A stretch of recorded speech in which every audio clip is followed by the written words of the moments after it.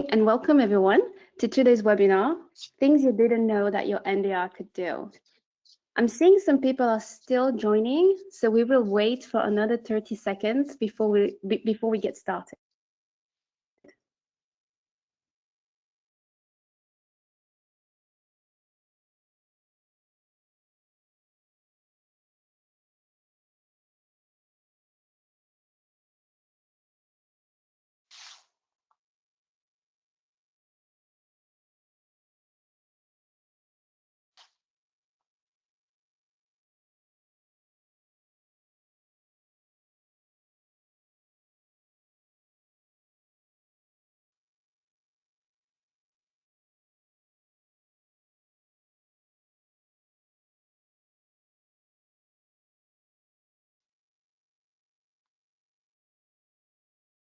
Okay, we seem to have a critical mass now, so let's go ahead and kick things off.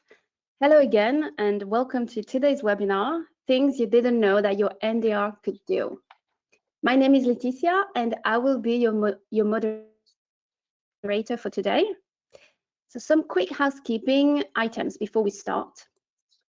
Feel free to type any questions in the chat function at any point.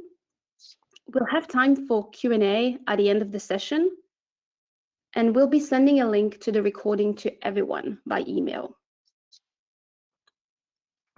And now I'll go ahead and introduce our speaker for today. I am delighted to be joined today by Matt Ellison.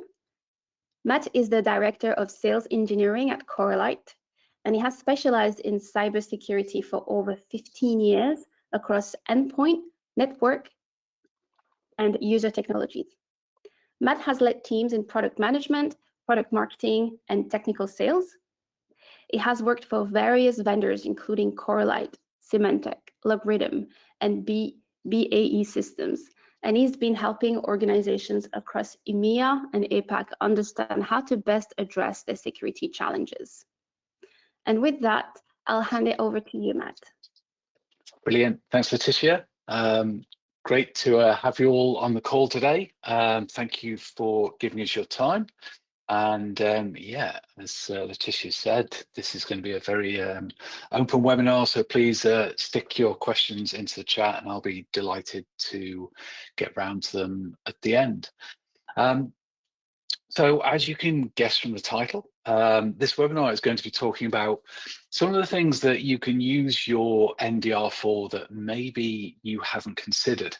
Now, this applies whether you have an NDR solution in place, whether you're just considering NDR. Either of those, this still is a great opportunity to learn about some of the things that you can do that maybe don't make the headlines with NDR, that maybe if you're talking to the likes of Gartner or CrowdStrike or any of the other vendors that talk about NDR in their presentation these days, it's not maybe the headlines. So it's a bit of background experience and a bit of background knowledge to help fill in some of those gaps. So the agenda today, we're going to cover off a number of different areas. I'll start by talking about some of the basics with NDR, just to make sure that we're all in line with expectations. Then we'll talk about file analysis and how we can look at the files that are transmitted across your network in clear text. We'll talk about packet capture and some of the things that we can do there. Then we'll talk about encryption. How we can work with encrypted traffic, which of course is pretty much everything these days. And then we'll also talk about how NDR can just help with the weird stuff on the network. And then finally, we'll talk about network performance. So again, one of those areas that's often overlooked. Okay, so getting into the basics. Yeah, network detection and response. So for a long time, people have been very much focused around endpoint detection and response. Now, I'm very old, so I remember when it was just called antivirus, and it was a very different approach, and things have moved on significantly since then.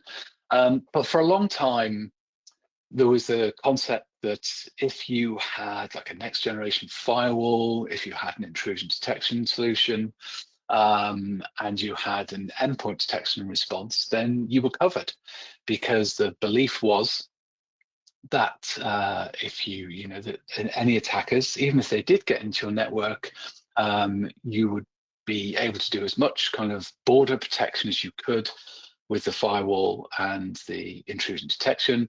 But if somebody did manage to get in, it would be fine, because they would be touching the endpoints, and the information on those endpoints would allow you to identify any attackers or any malicious files that have been downloaded or anything along those lines, and it would be covered.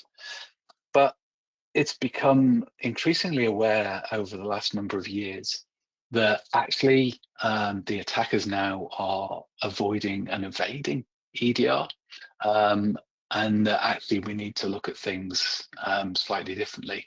And that's really where network detection and response comes in. So the key thing with NDR is that it offers complete visibility. So you really are seeing everything that's traversing the network. Every packet that comes in from the internet, every packet that goes out to the internet, and also if you wish, then obviously you can do the east-west traffic, so everything that crosses internally within the network as well.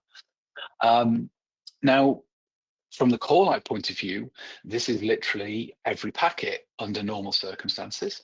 And then, of course, it's also all of the different protocols as well. The Zeek engine that underlies Corelight has an extensive protocol analyzer. And we will actually talk about this in a little bit more depth later. But that's one of the key, most powerful things around Corelight, is the ability to strip out all of the different network protocols to truly understand the traffic and what's going on with it. And then often, most importantly, certainly from a threat hunter's point of view, it's the nonsensical traffic. So it's one thing to have normal kind of everyday traffic go backwards and forwards on your network that all makes perfect sense and can all be explained and validated. But on a lot of the networks, there's sometimes nonsensical traffic. There's weird stuff that happens, or there's mixed protocols, OT and IT. Things like that. So NDR can be a fantastic tool to identify those strange things as well. And as you saw from the topics, that is going to be one of the things that we talk about. So that's a bit of a so what. So great, you deploy an NDR solution, you get insights into all of the network traffic that's going backwards and forwards. What does that actually give you? What does it give you over and above the kind of things that EDR provides? Well, there's a number of different things. As I say, we will talk about them in more detail. But if you look at the kind of aspects that the elite defenders that use the likes of Zeek and Corelight in their organizations, what is it that they're doing differently? What's the approach that they take that differentiates it from a straightforward deployed solution that's generating alerts and detections on what's happening on your endpoint? Well, some of the things that are really important are the ability to perform encryption analysis. So we all know that most of the traffic that traverses the network is encrypted. And in fact, that's often one of the things we get from customers is, what's the point of NDR? Because all my traffic is encrypted. Well, of course, we're not looking into the payload of the packet. We're not actually stripping out the content and trying to rebuild it or anything like that. Certainly under normal circumstances, and certainly with encrypted traffic. But what we are doing is stripping off the header information. Now, that header information is easily read and is an absolute mine of information, mine of useful information that allows us to do all kinds of things. So analyzing the encrypted traffic that's traversing your network without having to go to the hassle of decrypting and all of that kind of stuff from a security point of view is incredibly valuable. So then there will be a percentage of the traffic across the network that is clear text. Now, interestingly, it's still the way that attackers will often use clear text traffic, because performing encryption adds an extra layer of challenge. And if the attacker is pretty confident that they haven't been seen anyway and they're not being monitored, then why bother with all of the trouble of encryption? Why not just send everything via clear text? So being able to look at that clear text network traffic, being able to extract content, being able to extract files and make use of that, again, that's something that's very, very useful and can be automated. So a much more efficient route than having to rely on endpoint detection technologies, especially when we're looking at 0 days and things like that. So very useful from that respect. And then, as mentioned earlier, there's the concept of identifying unusual or unknown protocols. It's incredible how many times we go into a customer's network and we find stuff going on in their network when they're doing a POC or a POV that they had no awareness of. So protocols, traffic types, or quality of traffic. It's pretty rare to go into a network that everything is as it should be. So that can be very useful as well. And then increasingly, as it becomes more and more important, the ability to cover every device. If we look at the attacks that there's been recently, specifically Volt Typhoon and Salt Typhoon, attacks on infrastructure companies, telecoms companies, in many of those cases, the initial breach and a significant proportion of the ongoing attack was performed from hardware devices where you cannot deploy an endpoint agent. And there were some, as with all of these things, some technically very impressive tasks that were done. So virtual machines being deployed on network hardware. That's probably one of the more extreme elements that happened.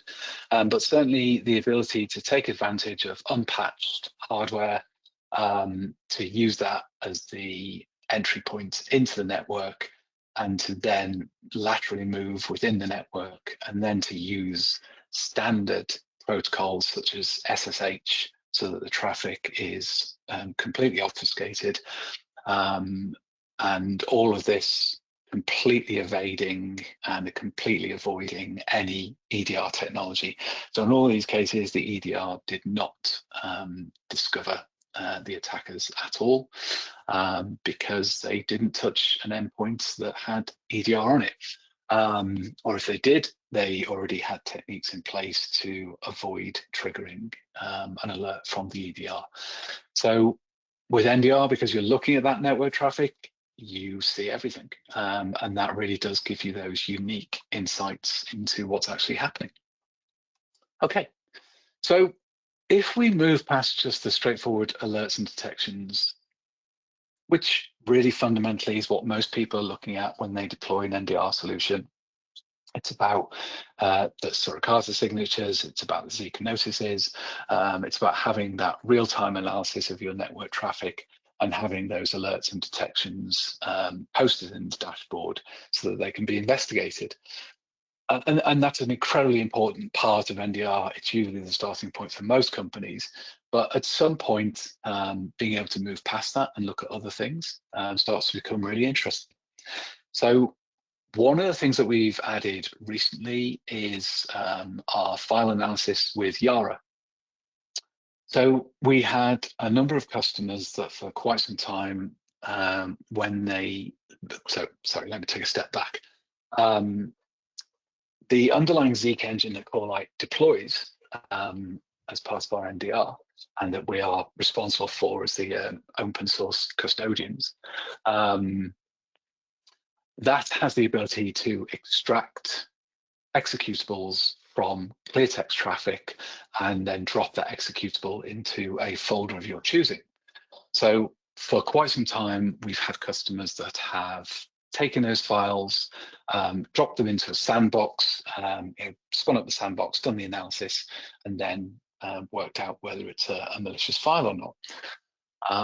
Well, the process that we have now with our YARA analysis makes that a significantly more efficient process.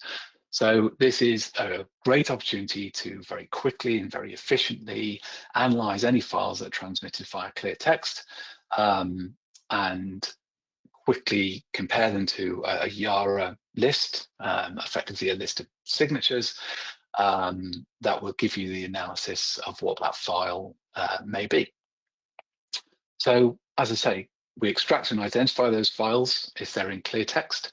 They're dropped into a location of your choosing, and then if you wish, then based on the results from the YARA analysis, you can then choose to forward it onto a sandbox environment for a fuller analysis. But obviously, if the YARA signature says it's okay, then you don't need to do the further investigation. This is obviously a lot quicker and more efficient than the file extraction approach. You get that instant analysis of the file against those YARA signatures. Those YARA signatures can be updated as frequently as the intelligence source that you're using can update them. So that's very efficient, all automated and all happening in the background, and obviously has the accompanying alert mechanism, so you can be notified that something has been found. So yeah, it's a great way to see those malicious or unknown files that are typically sent across clear text with the network, and especially, as mentioned previously, in these scenarios where the attackers are avoiding the EDR being triggered, then it's a really good way because they cannot transmit the files across the network without Corelight seeing them, and without the analysis being done. So this is how those YARA logs look. Again, it's another log which is generated from the Corelight sensor that goes into your scene or your data lake or wherever you're having your data from your NDR stored.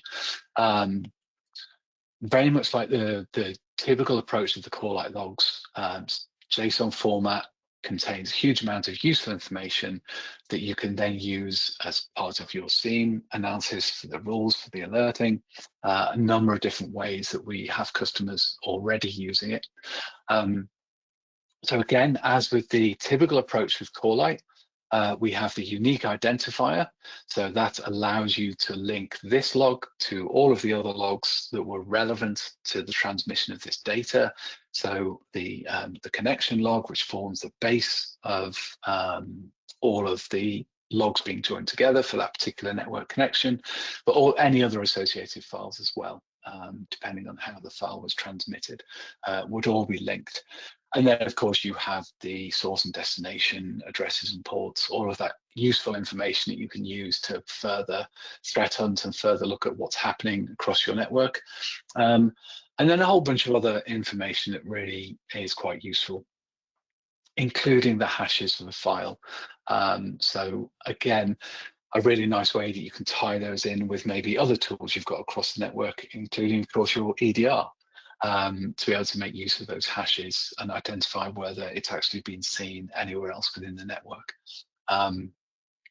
So pretty useful, a lot of information in there, and a lot of flags that you're able to take use of with other tools and take advantage of.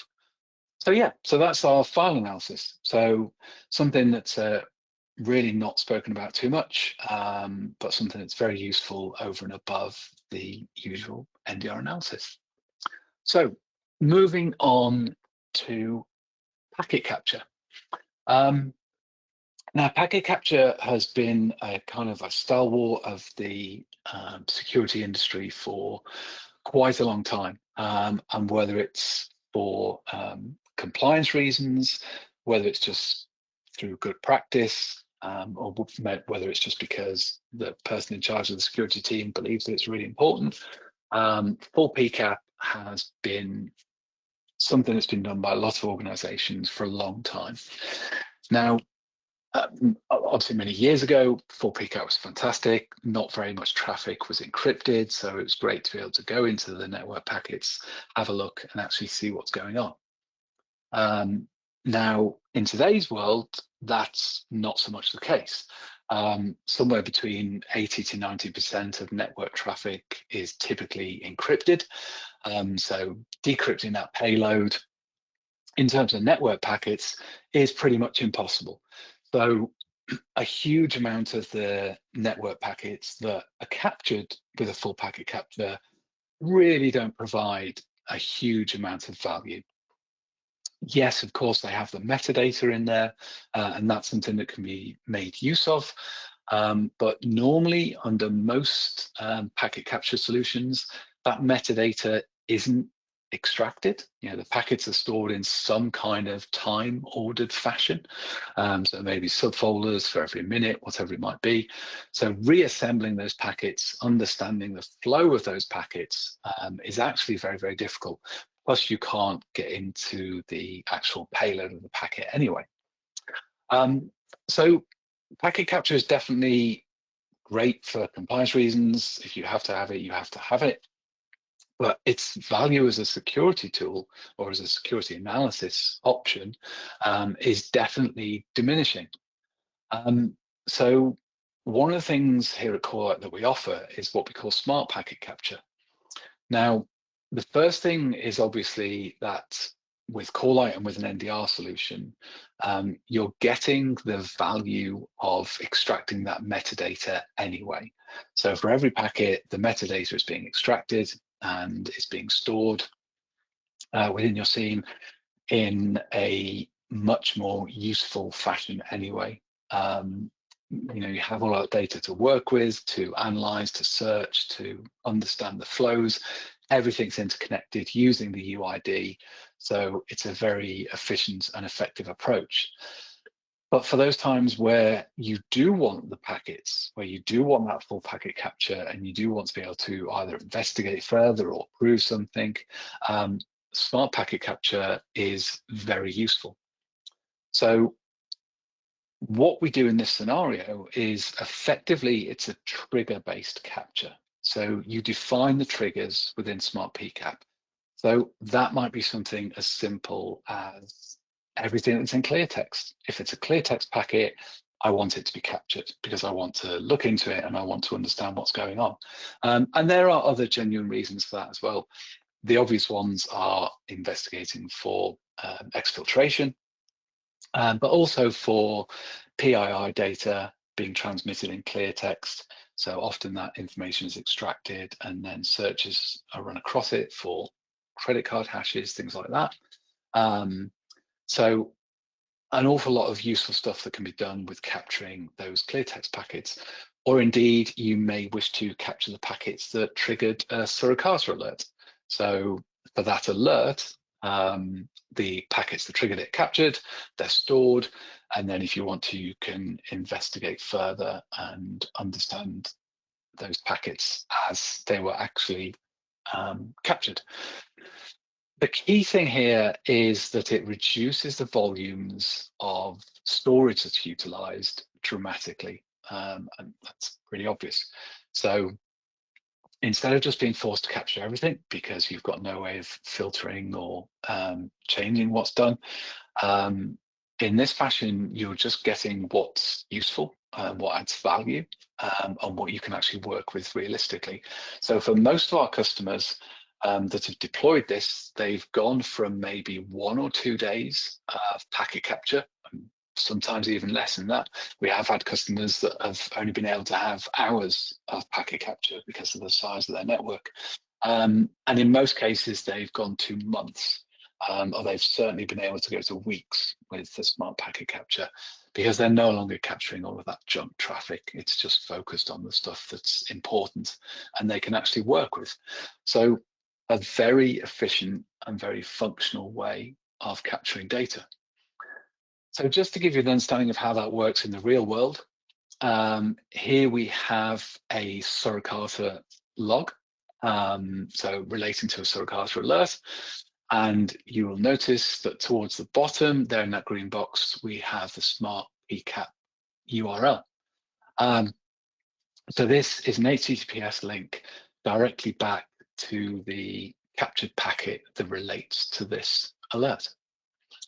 So you click on that link and the tool that you're using will pop up some kind of, whichever browser you're using will pop up the option to open the link. And then straightforward, there will be a kind of username and password. And once you've put that in and you have access, then there's the PCAP file. So a number of options that you can do with that. In this scenario, we're opening it with Wireshark, but easily you can integrate with some of the online packet analysis tools. So it can go straight to another web page, open the packet capture in that page, and you can work with it there.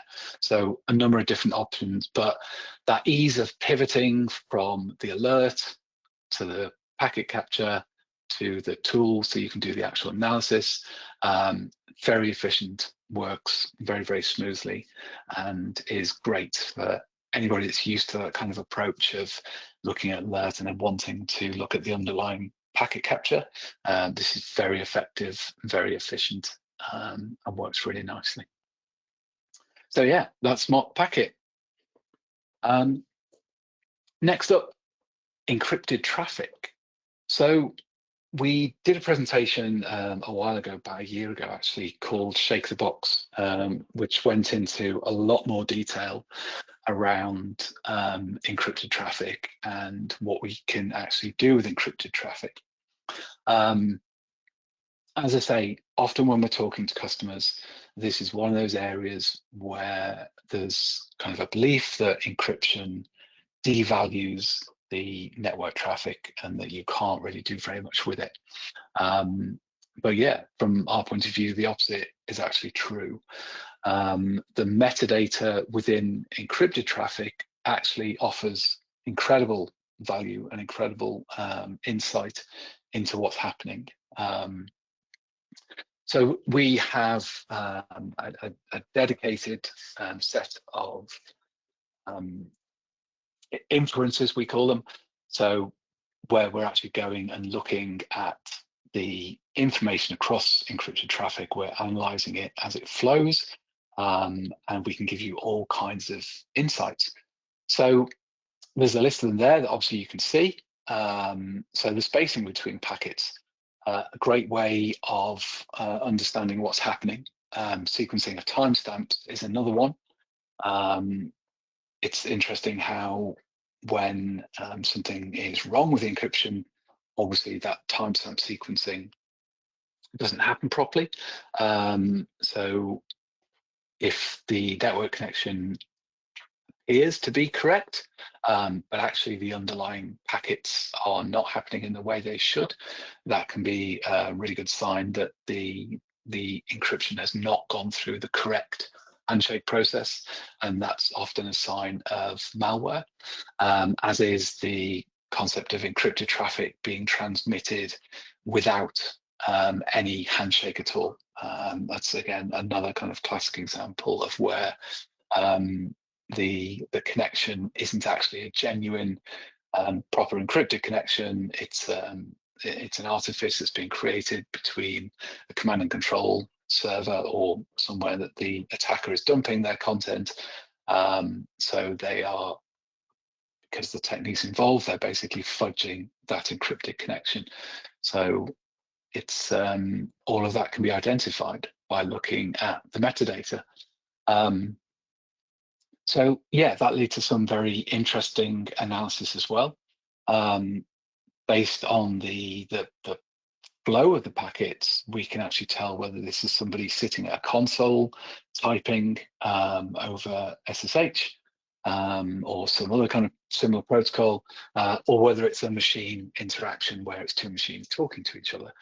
So things like that can be incredibly useful for giving you extra insights into some of that encrypted traffic. You know, if you have an important server, and sure, people connect to it using things like SSH, but it should only be admins who are connecting via consoles and typing, and you see some kind of machine level interaction, you know, maybe that shouldn't be happening, or more likely vice versa. Normally it's just machine to machine, but what you're actually seeing is somebody using a console connected to that machine. So really valuable insights, really important information. And then also one of the big challenges that a lot of security or teams are finding is the use of DNS over HTTPS or TLS. Now, this can be a real challenge because if your DNS requests are being obfuscated legitimately, then that is a great way for attackers to hide their DNS requests so that the security teams can't actually see what's happening. So for lots of organizations, that's something that they may wish to ensure doesn't happen. Similar with Apple's private relay. All well-intentioned and great for individual consumers, but for a security team that's trying to monitor their corporate data and what's happening, then these kind of obfuscation techniques can be frustrating. So having the ability to find if somebody is using that, so that can again add value to a security team's ability to understand what's actually happening with encrypted traffic. So this is what that looks like within the Corelight interface. Pretty straightforward, but you can see there you can turn on or off the elements that are relevant to you as a customer. So number of different bits and pieces. I mean, this is just relative specifically to SSH. You can see there above, we've got certificate hygiene and we've got encryption detection. So both very useful aspects to dig into, but specifically, with SSH, a number of different things there that are unique to Corelight and that you can add for really valuable insights. As mentioned, the interactive session detection is probably one of the favorite ones that customers get a lot of value from. But everything there is definitely customer-led and is really valuable for security teams that want to get more insight into SSH. This actually has become more valuable with, as mentioned earlier, the Assault Typhoon and Vault Typhoon, where the attackers were actually using SSH for the lateral movement and RDP as well. But SSH was a big part of how they moved laterally within the network because A, it's encrypted, and B, it's a legitimate tool that most organizations are using day to day. So anything that helps it blend into the background is incredibly valuable. So having those insights, understanding more about the encrypted traffic across the network and how it's being used is very valuable indeed. Okay, so moving on to weird.log. So the weird stuff. For any of you on the call who do threat hunting regularly or have been around a SOC or a NOC, and especially if you've used Corelight or Zeek, then you'll know that the weird log is often one of the very first places that a threat hunter will turn to when they log on in the morning. Now look at the alerts that have been generated through the weird log or the notice logs, and they'll start to dig in to see what's going on and what it relates to. So it is not unusual, and certainly when I was in the Black Hat NOC and had some of the more experienced Corelight team around me, this was often their starting point when they came back from a break or when they started in the morning. It would be straight into the weird log to see what had been generated. So the weird log does serve multiple purposes. It can give you information about the general health of the network. Obviously, if there's weird stuff going on, then it can appear in here. It can also give you information on the health of individual devices. If they've started to send out weird packets or something's not right, then often it will be picked up in the weird log.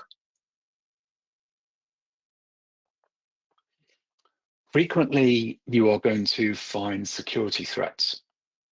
We all know that attackers will use various different obfuscation techniques to try and get across the network without being seen, or at least to experiment what things they can do and can't do. They will often appear here. And then, of course, there's potential weaknesses. So things that can turn up here can identify aspects that maybe you're not aware of on the network that you should be, and that you can then go off and change. So there, you know, we're talking about things like seeing mixed OT and IT traffic, just things that probably aren't ideal for a network. And then, of course, one of the other things is unknown protocols. So whilst Corelight, as I mentioned earlier, using Zeek has a very comprehensive protocol analyzer, it doesn't have to have all of the protocols turned on. And in fact, that's one of the key things with Corelight, is that it's optimized to the most likely protocols that you're going to see on your network. So when there are unknown protocols, Corelight will make its best endeavors to actually identify what the protocol is, but at least it will let you know that there is unknown traffic on your network that it can't identify, and that needs further investigation. So that really is giving you that complete visibility. It's not just about looking at the traffic that you know. It's not just looking about unusual traffic, like it's the wrong port for the protocol or whatever it might be. But it's also giving you an insight into those unknown unknowns. You know, it's literally saying, hey, there's network traffic here that I can't make head nor tail of. So clearly that's something that should be looked at and identified, and work out what you do with it moving forward. So the weird log is a really important aspect of understanding the traffic on the network. So just to dig into that a little bit further, obviously you can read the detail there on the left for yourself, but ultimately pretty straightforward log, but just telling you about anomalies, protocol violations. Again, as mentioned previously, it's going to give you that UID, so you can understand how it fits with any other traffic flow that matched, and then it's going to give you, probably most importantly, the name, which will give you the insight as to what's triggered it. So what's actually happening that that's caused it to drop into the weird log. But yeah, very, very useful, very interesting information. And as I mentioned, very often the starting point for a lot of threat hunters who want to dig into what's going on and make sure they're investigating the unusual stuff on the network that's unlikely to be picked up by one of the standard alerts that's based on normal traffic patterns. So an interesting one and a very useful one. Okay, so finally, excuse me a moment.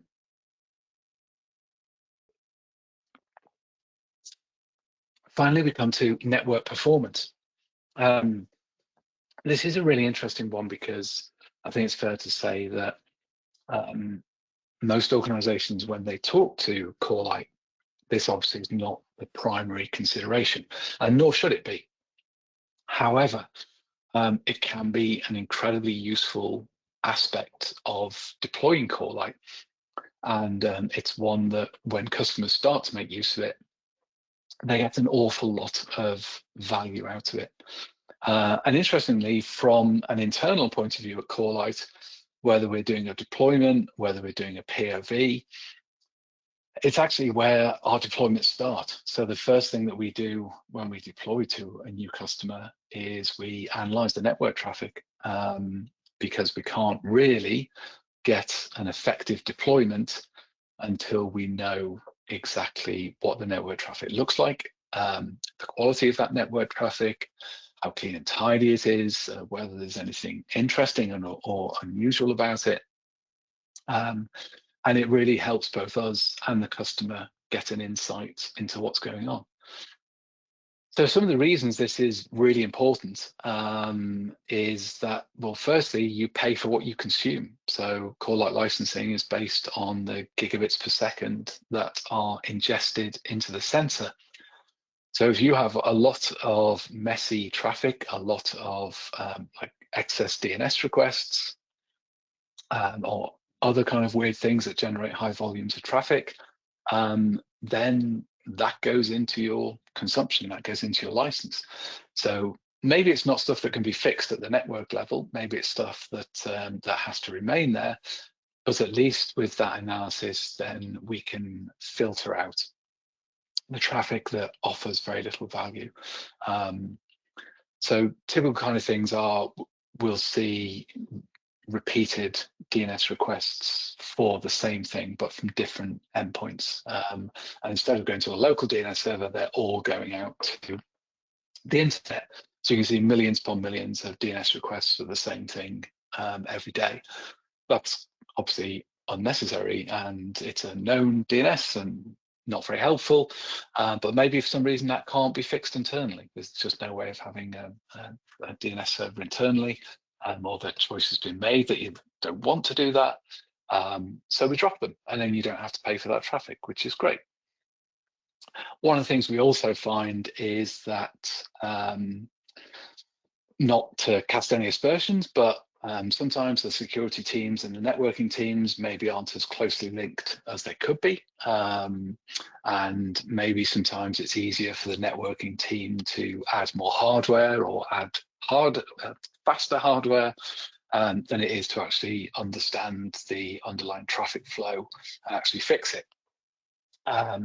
It's definitely a lot easier to take that approach in many ways. Of course, one of the other things is when you have very untidy network traffic or problematic network traffic, that's just beneficial to attackers. The more times you're looking at alerts or detections or analysis that's challenging because the network traffic doesn't make too much sense, then there's just a greater chance that the attacker's traffic is going to be successfully hidden within the network. So having tidier traffic, more efficient network just helps analysts be more efficient and more effective. And then, of course, it just improves more than security. If you're utilizing less bandwidth on your networks, then that's just better all round for costs and equipment. Then, of course, there are benefits from the post-deployment of Corelight. As mentioned, it does make for more efficient threat hunting. Your alerting is likely to be more accurate. Detections are likely to be more accurate. And it's just easier all round. And then the other aspect is, if you've got lower levels of traffic flowing in and it's cleaner, tidier, then you're going to be creating less logs. You're going to have lower SIEM or data lake costs. And of course, as mentioned, you're going to get fewer alerts. So the network performance piece is really helpful. So just to give you an example, this is a Zeek Doctor. This is what we use internally. Excuse me. And as you can see, that gives you insights into the kind of the things that are happening on the network traffic. So the handshakes, what's going wrong with those, half duplex, retransmissioned, missed, and counts being wrong. So really, really useful pieces of information about what's actually happening on the network, about how that network traffic is being transmitted, and yeah, just helpful to analyzing and understanding what's happening and making things more effective.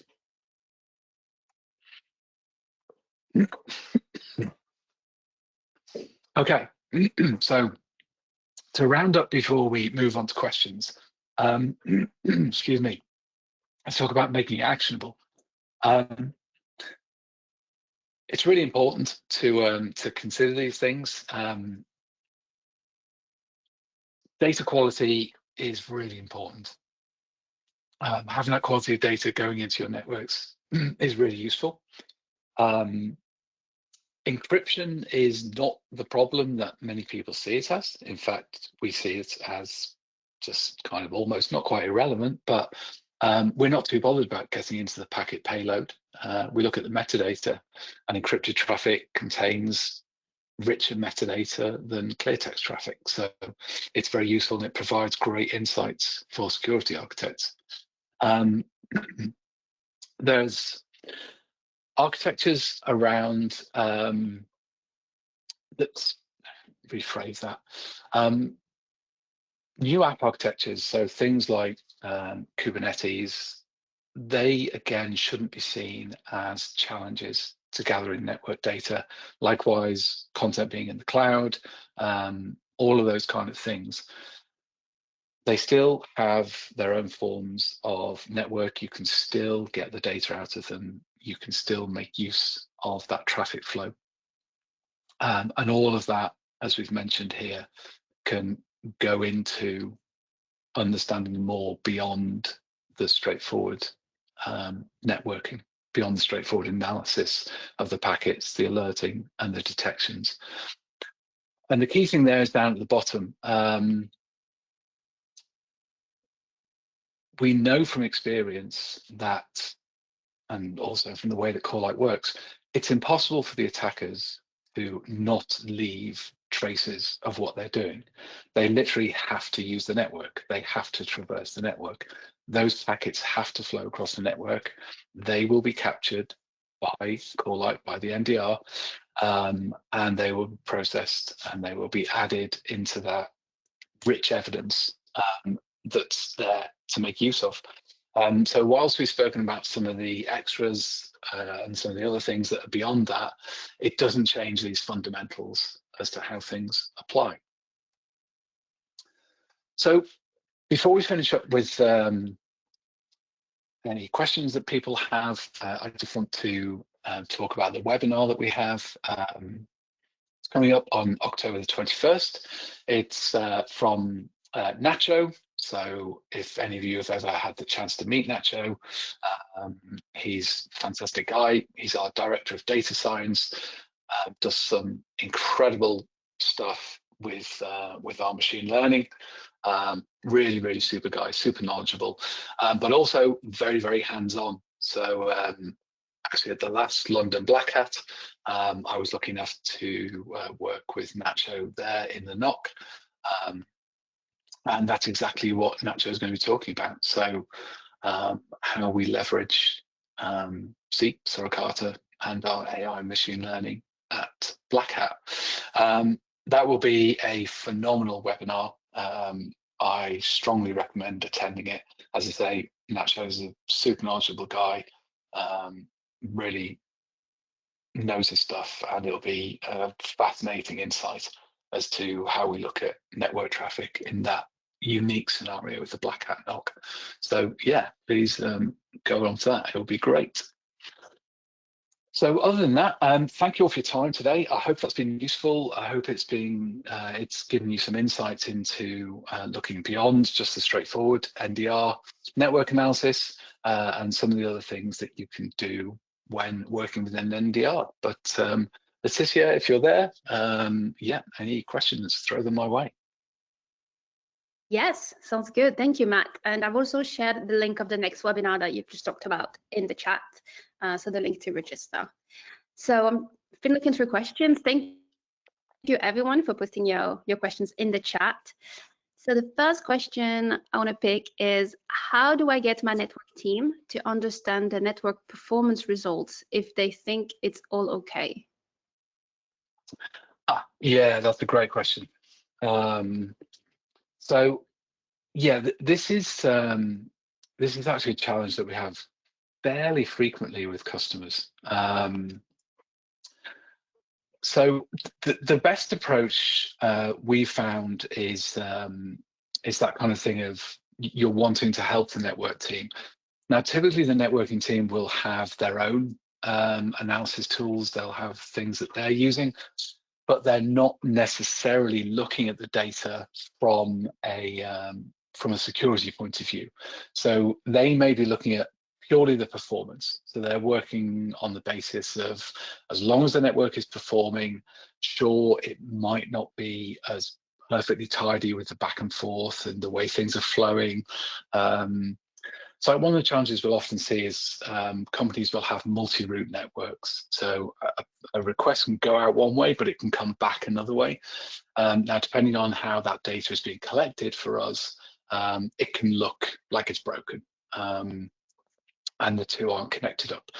So helping the networking team understand that there's an optimal way for things to go for the security team. That's usually the best approach that we've found, is that it's mutually beneficial for both teams.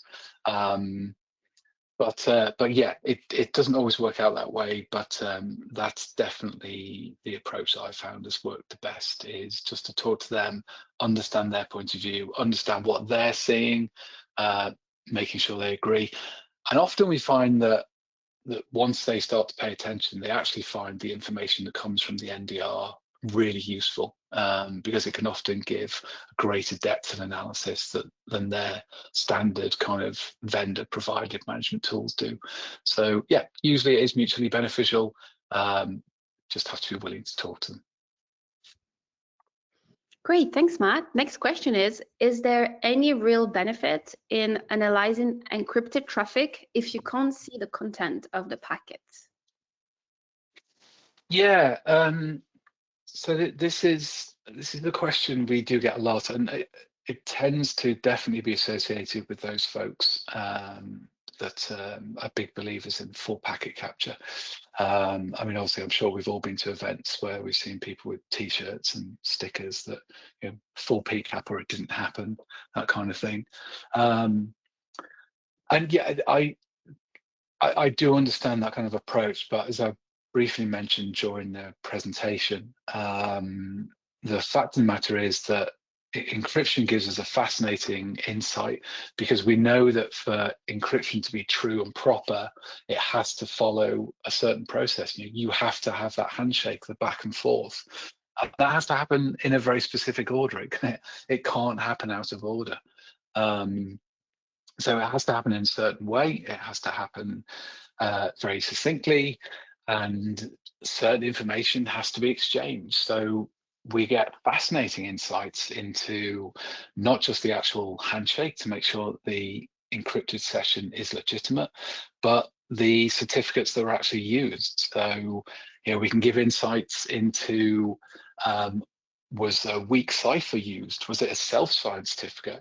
So that's definitely something that I know customers have found incredibly useful, is that, you know, people on the network have been using self-signed certificates.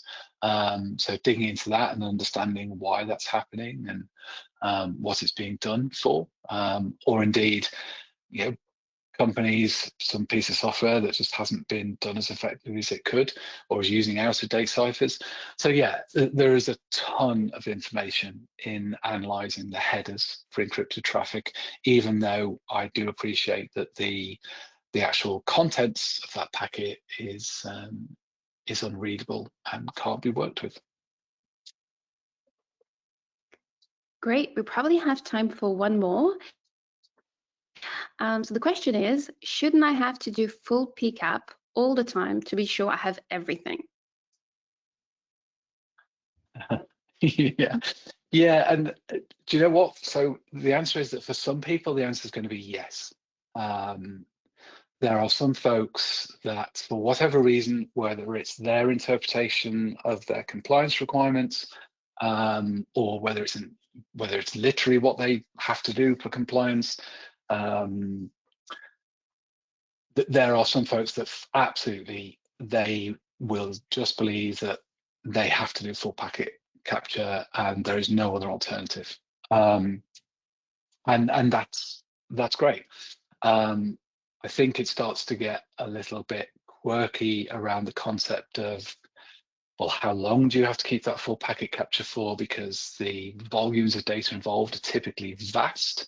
So it's interesting how, you know, customers can almost sort of compromise. Okay, well, I'll do full packet capture, but I'm only going to have a day's worth of packets. So is there value in that? And these are the kind of discussions that we get into with customers all the time. If the full packet capture is really important, then maybe you do a combination of both. Maybe you can do full packet capture with that day's data, but then you can also do SMART PCAP to capture the useful stuff, but keep it for a much longer time so that you can come back and analyze it. I mean, ultimately, in our experience, we've found that most customers don't make an awful lot of use of their full PCAP because by the time they get around to investigating, actually finding the packets is challenging, and then understanding the flow of the packets and connecting them up is even more challenging. So I get it. If you have to do full PCAP, you have to do a full PCAP, and we're probably not going to change your mind on that.